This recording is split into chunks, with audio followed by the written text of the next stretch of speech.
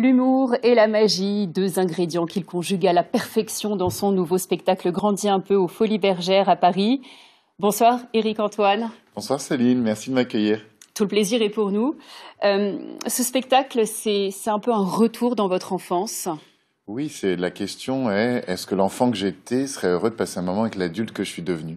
Et donc, je crois que vraiment le bonheur est au croisement des deux mondes. C'est-à-dire qu'il y a tout le monde pulsionnel, innocent, hyper créatif, où tout est possible de l'enfant.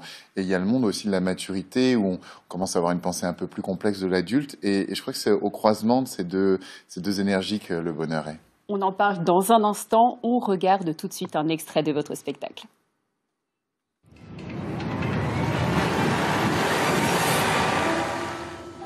Imaginez les amis, si tous on avait la chance de passer un moment avec l'enfant qu'on a été. Je veux traumatiser ces enfants.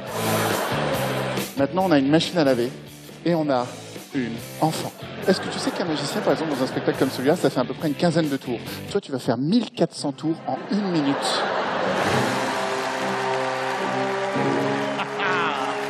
On voit des cœurs, des cœurs, des cœurs, des cœurs, des cœurs, des cœurs. Je trouve ça ringard, les cœurs. Alors j'inverse, ça fait des fesses. Des fesses, des fesses, des fesses, des fesses, des fesses. Éric Antoine, il y a une machine à laver dans le spectacle. Est-ce que ça veut dire que, ça sent le vécu, vous avez déjà fait un tour de la machine à laver?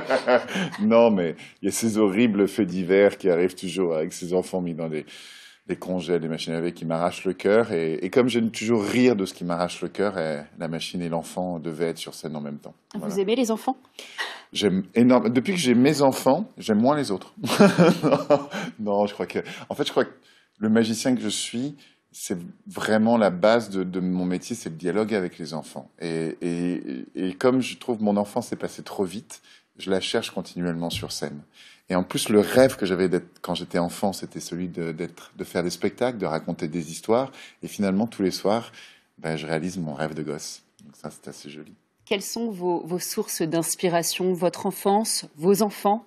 Oh, je crois un ensemble de choses dans le spectacle, ça va dans tous les sens. La magie elle-même, intrinsèquement, est une source d'inspiration parce que je rigole beaucoup des magiciens, du côté un peu premier degré qu'on peut avoir, du « regardez ce que je sais faire, que vous savez pas faire », qui se la pète.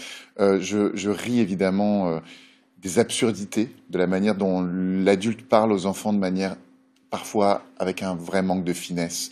C'est-à-dire comme cette phrase, cette interjection qui est le titre du spectacle, grandis un peu, c'est une phrase que les adultes disent aux enfants. Mais moi, je ne veux pas que les enfants grandissent tout de suite. Je veux qu'ils soient des enfants. Et je veux qu'on leur laisse vivre ça. Donc je crois que les enfants, eux, m'aiment bien parce qu'ils sentent en moi le grand couillon et avec qui ils peuvent discuter vraiment de ce qui les interpelle aujourd'hui. Et l'enfant que vous étiez serait fier de l'adulte que vous êtes aujourd'hui? J'espère. Et cette histoire de Picasso que j'adore, qui dit Picasso rentre dans une école primaire, et l'institutrice lui dit « Regardez maître, il dessine comme vous ». Et Picasso lui répondre « Oui, mais est-ce qu'ils dessineront encore comme ça à 40 ans ?» Et c'est exactement ça, le spectacle. Alors justement, est-ce que la magie opère toujours en 2021? On le voit dans le spectacle, il y a beaucoup d'humour, il y a des hologrammes, il y a de l'animation. C'est une nouvelle formule parce que la magie a besoin de renouveau un petit peu, elle a besoin d'être lancée. C'est un art qui, comme tous les arts, évolue avec son temps. C'est un art merveilleux parce que c'est un art de questionnement. Le magicien se pose toujours la question comment ça fonctionne. On est toujours en train de chercher l'information. On regarde quelque chose, on regarde, là je suis sur votre plateau. Un peu comme les journalistes. Absolument, absolument. Je pense qu'on a une qualité, enfin que j'espère être en commun, c'est la curiosité. Et ce mot curiosité, c'est le plus important de tous. Curiosité, ça vient de cura en latin, qui veut dire soigner. Donc le magicien, il est toujours comme ça en train de se dire mais comment ça marche?